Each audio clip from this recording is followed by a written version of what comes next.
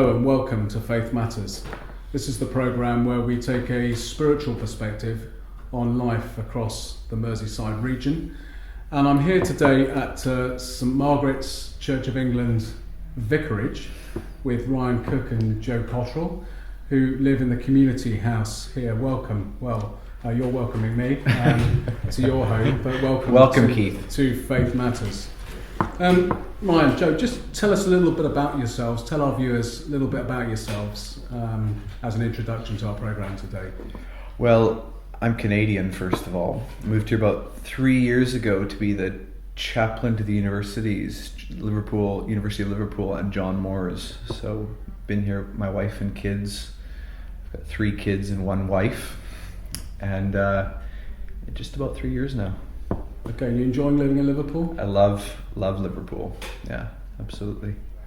And Joe, where do you come from? You're not from here either, right? No. I've lived all over the country really, but my family from Essex, and I moved up to Liverpool 8 years ago now, originally for university, and never really left. No, I really love Liverpool, and I feel quite at home here now. Okay, we're here today to talk about this house, about the community house. Jokingly, because I know you guys, I like to call it the hipster church, because normally, Ryan, you've cut your beard. Normally, it's a little more flowing and longer and hipster. I've lost all my power actually. But what is this house? What's going on here? Right.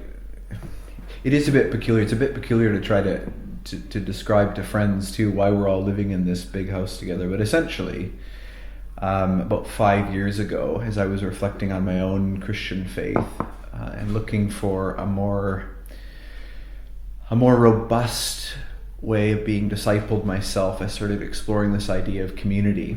And I didn't know how it would come along, but we thought about 5 years ago that we'd like to live in some sort of community setting with some other folks. And so when this house became available, which has nine bedrooms, it looked like it would be possible for my family and a few others to move into a big house together and to explore our discipleship, I guess, what that looks like, try to live in community and to offer hospitality more broadly in the neighborhood. And so how many people live here? I mean, there have been people in and out, and as we've been here preparing, how many people are here? There's 9 of us that live here, so my family of 5, and then 4 others. Yeah. Okay, and Joe, you're one of those 4 others. How did you come to be here? Well, I met Ryan shortly after he became the university chaplain through St James's Church, and we got chatting about various things over the time, got to know each other a little bit, and when he started discussing this idea of moving in and living with under these ideas, it sounded something really exciting. I needed somewhere to live, which helped, and once I met the other guys that were going to be involved, we really hit it off, and it really seemed like an exciting and meaningful way of doing stuff, so I jumped at the chance. And how long have you been living here now? Year and a half. Yeah. Okay, and so what are you trying to achieve here? Well, and why are you doing it? Well, what are we trying to achieve? I mean, initially we didn't have some sort of really honed out plan, and this is exactly what we want to execute. We had two things that we wanted to give ourselves to. One of them was prayer, and the other one was hospitality. That's prayer. Prayer. Yeah. Prayer. Yeah. And prayer and hospitality. So we meet 4 times a week as a community, which other people can come along if they want, to pray, and we offer hospitality as much as we possibly can out of the house. We have people staying here all the time. We do dinner for the community. Anybody who wants to come can come. And we've given ourselves to those 2 things essentially. That was our only plan. We want to find ways of giving ourselves to prayer and hospitality. As far as what we're trying to achieve, I think we're trying to embody our faith a faith that is about radical hospitality at its core. So the message of the gospel is God radically opening himself up to humanity, to love us, to care for us, to bring him in close to himself, and we want to embody that in our day-to-day lives, in Toxteth, in our neighborhood, to our friends, people we don't know. And so this is an attempt to do that. I guess I don't believe that we can control the outcome or what happens, but really we're just supposed to give ourselves to those principles. And so that's generally what we're doing. Okay, and what's the relationship to St Margarets Church? St Margarets Church has sort of, we're working in sort of an informal, sometimes more formal partnership. They've obviously opened up the space for us to be able to use the house. And Bob Lewis, who's the vicar at the church, joins us in prayer and is part of the, I guess he'd be part of the broader team that helps us think through what we're doing here at the Vicarage. So, and the chaplaincy is based here as well. Yeah, the university chaplaincy. So Bob Lewis and I are colleagues at the university, and so we're both now based here on the property. Okay, and so you don't have any kind of end goal at all, though, really? We have things that we're giving ourselves to, but as far as end goal, I think it remains open, and there's a creative space that's opened up by not trying to narrow it too much. I think we're continually wrestling with what it means to not have a really clearly defined end goal, but just give ourselves to prayer and hospitality. So I don't think we could have imagined some of the things that have already happened from the beginning, and I think that the future is yet to be told as to what that looks like. And Joe, you're a community worker here in Toxteth as well. Are you relating what? I mean, I know you're fairly new to this role with the Methodist Church. Yeah. And are you relating what you're doing to what's happening here? Yeah, I think it's part of living here means that it's not kind of a job. You know, what I'm doing with the Methodist Church is a job, but I think the way we live here is part of your life, and so it's hard to really not relate what you do here to, and that's, you know, there are some, it's not all good, but there's some really powerful things about that, and so there is a blend between the two, and I think most people who live here who don't necessarily work in full-time or Christian ministry would say the same. And so you were talking about the various people who stay here. I mean, one of the people who stays here weekends sometimes is the local rabbi from the. Tell us a little bit about that. Yeah, once or twice a month, the rabbi from Prince's Road Synagogue stays with us, and that sort of happened because he's only part-time at the synagogue and needed a place that was reasonably priced to stay with his family so that he could perform his duties there. And we opened up the house thinking it would be maybe 2 or 3 weeks that we would provide him a place, and it's been well over a year now, and they've become friends of ours. So his wife will come as well? Yeah, his wife and their couple of children. Okay, great. Yeah, so there's a kind of interfaith dimension as well happening here. There is, yeah, an interfaith dimension that isn't that is based on what has become actually quite a beautiful friendship between Ariel and his family and us here at the Vicarage. Yeah. Okay. And to the wider community around Toxteth, are they becoming aware there are people living in community here? I mean, how's that working? I think slowly but surely people are becoming aware that that we have community. We throw parties every 3 months or so, and we've had up to 125 people in our backyard from the surrounding area, all kinds of different people from all kinds of different faith backgrounds and non.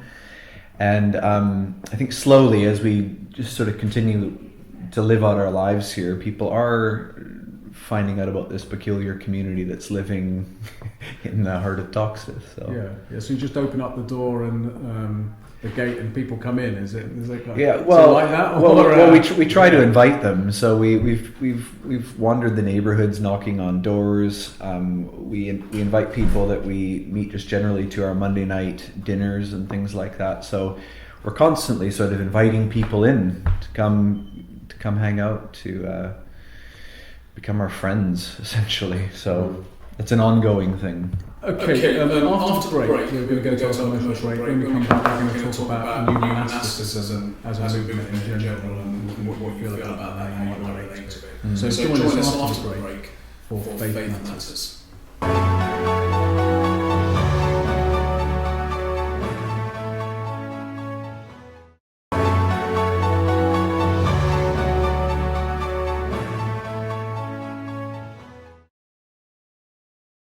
Welcome back to the second part of Faith Matters. We're here in the Vicarage at St Margarets Church in Toxteth with Ryan Cook and Joe Cottrell, and we're talking about living in community.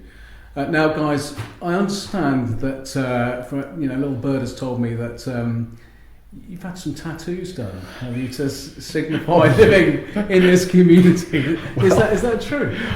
Well, you make it sound like a very deliberate process. It was sort of a spontaneous moment one night when we thought it would be really fun to give ourselves tattoos with Indian inks. We each have a tattoo about the size of a pound coin, which sounded really funny at the time and sounded really fun, but the more that I tell people, it sounds terribly peculiar. Yeah.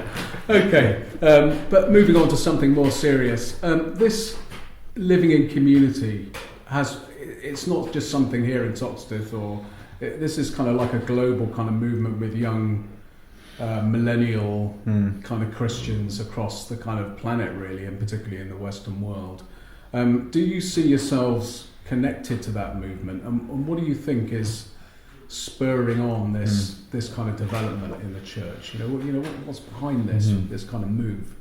I probably have to admit that I didn't come at this idea through the lens of new monasticism. I actually came at this idea through the lens of old monasticism, through my engagement and study of the history of the church, and realizing that there could be something really beautiful in more robust expressions of community, not just for the community but for the wider neighborhood. So I don't know if I could say that I'm a poster boy for the new monastic movement, or that we are, but I do think that there is sort of a general sentiment that in lots of people my age, younger, and some a little older, that we need good, robust expressions of our faith that cause our faith to hit the ground. And I also think that there's something in this way of living that speaks to, that becomes subversive in a Western consumer capitalist society, which isn't all bad. I mean, we've been given great gifts, by this way of being, but I think it's a way of curbing excess. It's a way of leaning into the other. It's a way of overcoming individualism, sometimes by just the sheer frustration of being in other people's space. It's a way of more robustly embodying what it means to be a disciple of Jesus and loving other people. And so how we connect with the new monasticism movement, I'm not exactly sure. Okay. But I think there are some similar ethos things going on in the air with lots of us. And also, I think people can't afford. I mean, there's a lot we're hearing now in the media about young people not being able to afford, accommodation, rented accommodation, let alone, mortgages. Rented, people are being priced out. Maybe not here in Liverpool, but in certain other parts of the country. So there's a kind of practicality actually about coming together. Would you agree with that? Yeah, maybe Joe has something to say. I mean, have you found it difficult to find affordable? Yeah, I think even up in places like Liverpool, it's harder and harder to make ends meet. If you're not in a well-paid job, and so I think there's a lot to be said about the benefits of living with other people is something that we're not really told to think about in this culture. We're told to think about the individual and your own, doing it for yourself and building your own little empire. And I think it's becoming unpractical, but I also think it's important that there's negative to that goes without even saying it's impractical. I don't think that's a good way of living your life. And I think what we're trying to do here is certainly experiment maybe. Explore. It's a big social probably, experiment. Probably explore is a better word. Explore how we can live together in different ways. And I don't think we intentionally we're doing this in a kind of a new monastic way, but certainly there's a lot of similarities. I mean, going back to the old monastic way, I mean, it could be the case, it probably was the case that they were experimenting as well. Mm-hmm. Yeah, particularly the early pioneers of monasticism, going back centuries, they also were experimenting. Now, Joe, I know because I know you reasonably well that you've got a Christian background, Mm-hmm. church background. Your father's a church leader. Mm-hmm. You grew up visiting the Franciscan friary. Yeah. Did you not go on summer camps? Has Yeah. any of that kind of informed this, or does it inform your living together? It does a lot more than I initially realised. I spent the Franciscans were a big part of my life, really, on and off through the years, and they've been a constant, and I've got a lot of time for the way they try to live and the goals they set. And part of living here, it's reminded me oddly of a lot of times with that and about their rituals of prayer and hospitality. And I think when we started using those words, we weren't aware kind of clearly of their their heavy monastic use, but I think that is, it is very, very strong theme of that, and engaging with those sorts of orders and how the wisdom that they have built over the years is important for the church not to ignore that. I mean, some people have talked about this as this kind of thing as an ancient future kind of approach. Mm-hmm. So it's taking from the ancient church and reinterpreting it or bringing it into Mm-hmm. now in order to create something for the future. Do you think along with that? I definitely resonate with the whole idea of the ancient future, because I think there is a sense just generally in people my age that we're looking for something rooted, something deeper, and this whole experience of living in community and trying to offer hospitality to the neighborhood is for me, it's a deeper embodiment of faith, and something that we do see in the monastic movement, sort of a robust expression of community that forces you to become more like Jesus. Yeah, absolutely. Okay, a week or so ago, we had Bishop Paul on the programme, and I talked to him about his vision for the poor man's table. He wants to lay out, or he's unpacked a vision of laying out a table in every street in the diocese, which he calls the poor man's table, because Jesus is the poor man.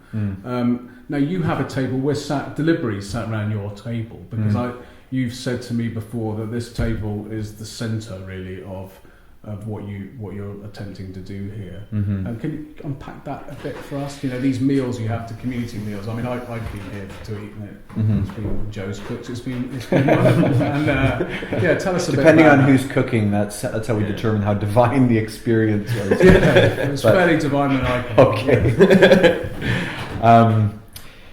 I mean, I guess for me, there's an intimate connection between the tables that we eat at and the table of the Lord, or the Eucharistic table. What I mean by that is that in the Eucharistic table, we are welcomed by Jesus. He's the host, and we're the guests. And when we come as the guests, we don't come with all of our titles and our all of our accolades from society. We come as brothers and sisters, and we look each other in the eyes. The table is the great leveler, and I think there's one thing that's deeply embedded into the practice of the Christian church for thousands of years. It's eating together, and that makes so much sense to me. I mean, around this table we've had rich and poor, young and old, and we don't sit down at this table and make judgments about each other. We don't sit down at this table seeking to gain power over one another. We sit down at this table as friends, opening up our lives to try to know the other and to embrace the other. And some of my deepest experiences of the spiritual experiences over the last couple of years, I ramble on and on about this, maybe too much to the people that know me, but some of my deepest spiritual experiences have happened around this table as I've encountered other people. But I think it's just an extension. It's an extension of that Eucharistic table, that invitation, that hospitable invitation given to us by Jesus to come to Himself. Sometimes I feel like, well, this is our dinner table. It is sort of a Eucharistic table, and the invitation that we send out for people to come be with us and to eat a meal and get to know each other is an invitation to come and know Jesus in a peculiar sort of way. Well, thank you for that, and thank you for joining us today on Faith Matters, and for welcoming us around your table. And we hope to see you again soon. Join us again for Faith Matters next time.